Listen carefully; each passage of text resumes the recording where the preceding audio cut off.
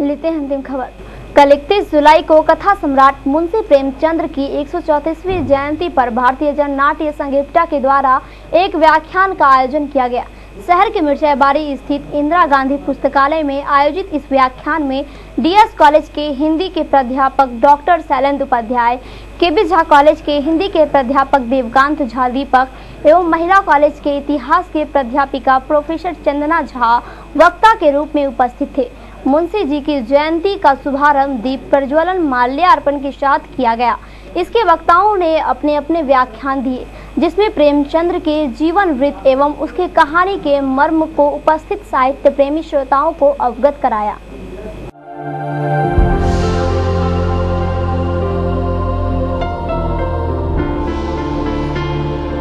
कथा सम्राट मुंशी प्रेमचंद का जन्म 31 जुलाई 1880 को बनारस के पास लमही गांव में हुआ था। उनके पिता डाक खाने में मामूली नौकर के तौर पर काम करते थे। मात्र 8 वर्ष की उम्र में प्रेमचंद के सर से मां का साया उठ गया। पिता ने दूसरी शादी कर ली।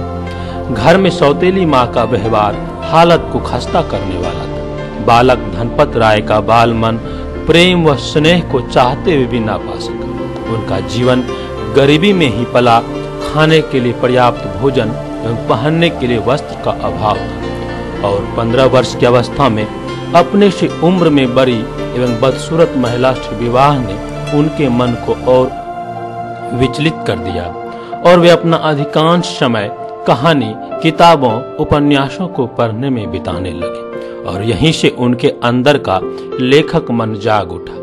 और लेखन भी ऐसी कि अंग्रेजी सरकार पर सीधा प्रहार, सोजे वतन यानी वतन का दर्द, देशभक्ति की भावना से ओतप्रोत होने के कारण अंग्रेजी सरकार ने इस पर प्रतिबंध लगा दी और भविष्य में इस तरह के लेखन न करने की हिदायत दी। धनपत राय प्रेमचंद के नाम से लिखने लगे। अरब में, उर्दू में लेखन किया, लेकिन हिंदी को अपना खास मुहावरा और खुलापन दिया।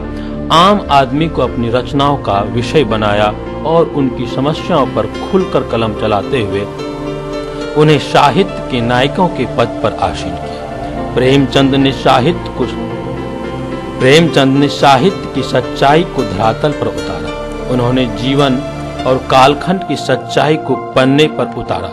उन्होंने सांप्रदायिकता, भ्रष्टाचार, जमींदारी, कर्जखोरी, गरीबी, उपनिवेशवाद को केंद्र बनाकर कहानी, उपन्यास की रचना की। उनकी ज्यादातर रचनाओं में उनकी ही गरीबी और दन्यता की कहानी है। उनकी रचनाओं में नायक वे हुए